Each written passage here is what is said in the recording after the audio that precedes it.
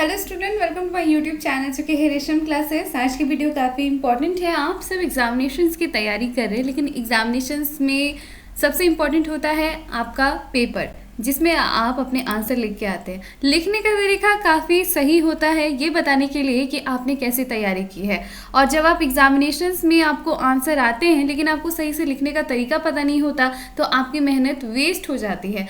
यही है main reason कि स्टूडेंट्स को सही नंबर नहीं मिल पाते।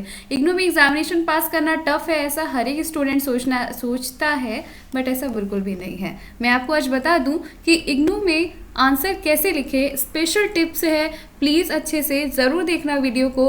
एक वीडियो आपको अच्छे नंबर्स दिला सकती है।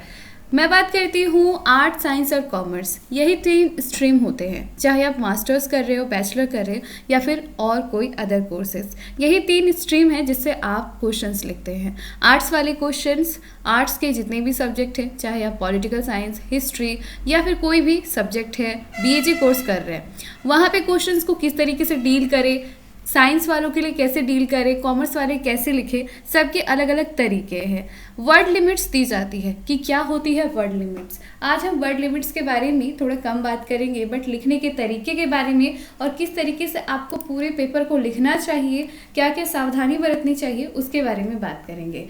बात करते हैं तीनों पेपर के बारे में। तो सबसे पहले मैं आपको कुछ दिखाना चाहती हूँ। कुछ इस तरीके से इग्नू के पेपर्स होते हैं, जैसे कि आप देख सकते हो।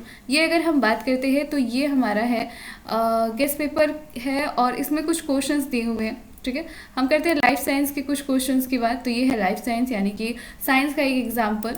और कुछ क्वेश्चन है इसी तरह के क्वेश्चन आपको दिए जाते हैं, जिसमें आपको वर्ड लिमिट्स भी दिए जाते हैं कि 300 शब्दों में लिखें, निबंध लिखें 10 नंबर में। तो अब निबंध को किस तरीके से लिखें कि आपको वो काफ़ी अट्रैक्टिव भी लगे और जो जो चीज़ें डिमांड की गई हैं क्वेश्चन में वो भी आप दे सकें, ताकि आपको एग्जामिनर अच्छे से नंबर दे सके। स्टूडेंट की हमेशा शिकायत रहती है कि मैंने तो पूरे पेजेस भरे थे फिर भी मुझे सही से नंबर नहीं मिला।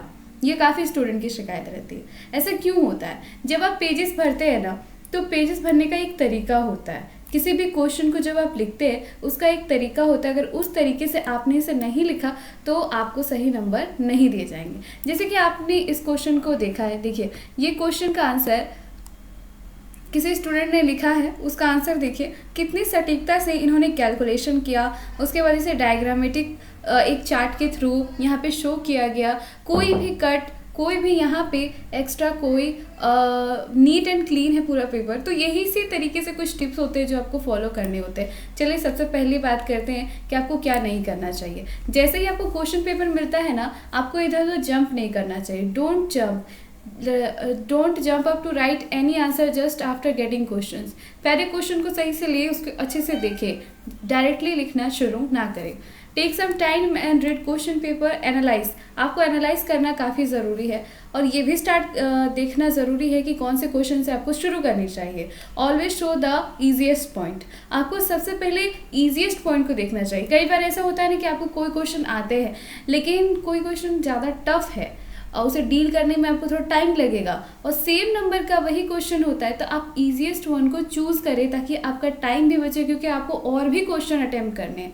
एक बात हमेशा नोट कीजिएगा स्टूडेंट, कि आपको सारे क्वेश्चन टच करने होते हैं। जैसे कि मैं आपको एग्जांपल दिखाती हूँ। क्वेश्चन पेपर है, क्वेश्चन पेपर में यहाँ पे आपको जितने भी क्वेश्चन दिए गए हैं, आपको कहा गया कि आप 5 क्वेश्चन करें, तो आपको सारे 5 क्वेश्चन करते हैं। दोनों सेक्शन से, सेक्शन ए और सेक्शन बी से आपको 5 क्वेश्चन करने हैं और हर एक सेक्शन से आपको क्वेश्चन टच करना है। ये भी आपकी क्वेश्चन पेपर की डिमांड होती है, इसे भी आपको याद रखना पड़ता है और इसे भी फॉलो करना पड़ता है। कई बार स्टूडेंट क्या करते हैं, 5 क्वेश्चन सिर्फ ग्रुप ए से ही ले लेते हैं। ऐसा बिल्कुल भी नहीं करना है, पूरे पेपर को आपको टच करना है।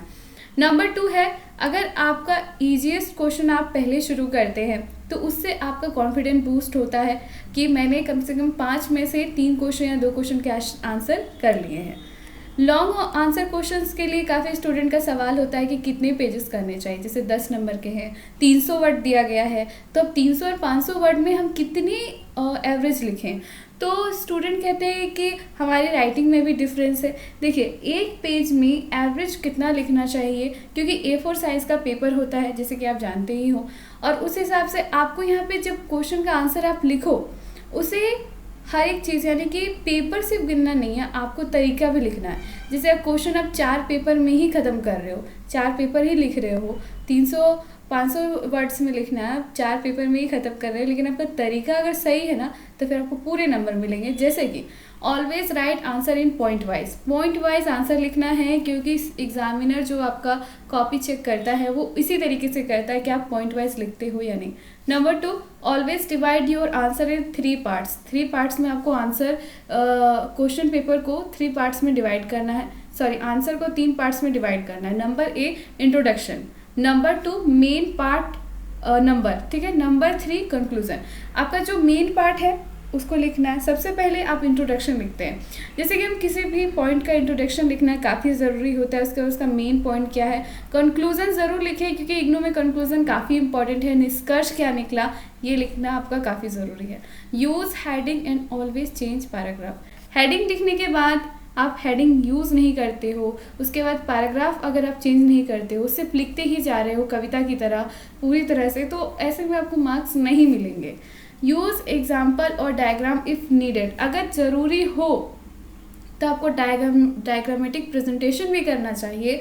नॉट ओनली प्रैक्टिकल सब्जेक्ट्स, जैसे कि साइंस वाले को ही नहीं, कॉमर्स वाले और आर्ट्स वाले भी सब्जेक्ट हैं, उनको भी डायग्रामेटिक रूप से आप प्रेजेंट कीजिए, तब आपको अच्छे मार्क्स मिलेंगे।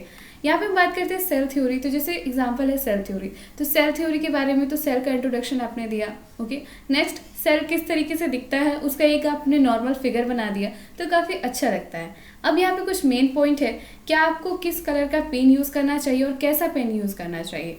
तो आपको बॉल पेन यूज़ करें या जेल पेन, तो जेल पेन कभी भी यूज़ नहीं करना चाहिए, आपको ऑलवेज बॉल पेन ही यूज़ करना चाहिए।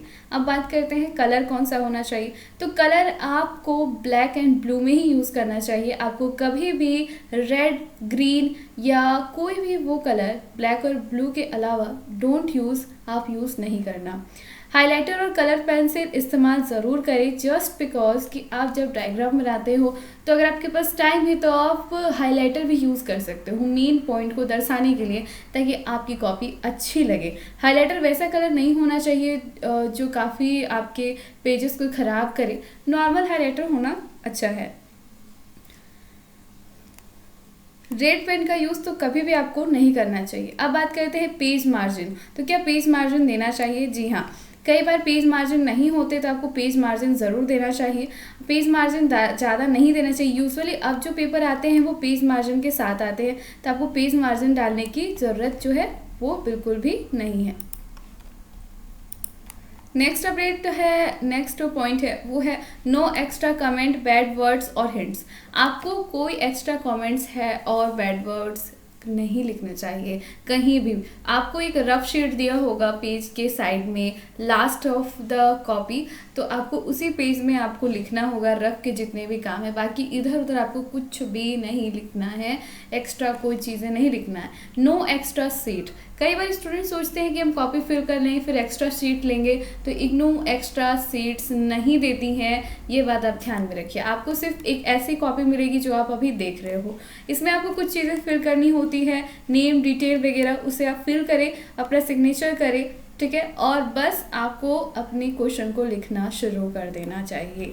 ठीक है स्टूडेंट, ये सारी चीज़ें हैं जो आपको ध्यान रखनी चाहिए। आप अगर फॉर्मूलाज लिखते हो या फिर नए क्वेश्चन को शुरू कर रहे हो तो उसके लिए थोड़ा डिस्टेंस रखना चाहिए एक से दूसरे क्वेश्चन के बीच में। ये सारी चीज़ें हैं जो आपको जाननी ज़रूरी थी, जो मैंने आपको बताया। उम्मीद है कि आपको ये सारी टिप्स याद होंगी, और मिलते हैं नेक्स्ट वीडियो में जहाँ पे आपको पता चलेगा कि आपको कितने नंबर मिलेंगे और कितने नंबर पासिंग मार्क्स हैं। तो उम्मीद है आप हमेशा चैनल के साथ बने रहते हो। मिलते हैं नेक्स्ट वीडियो में। Thank you student.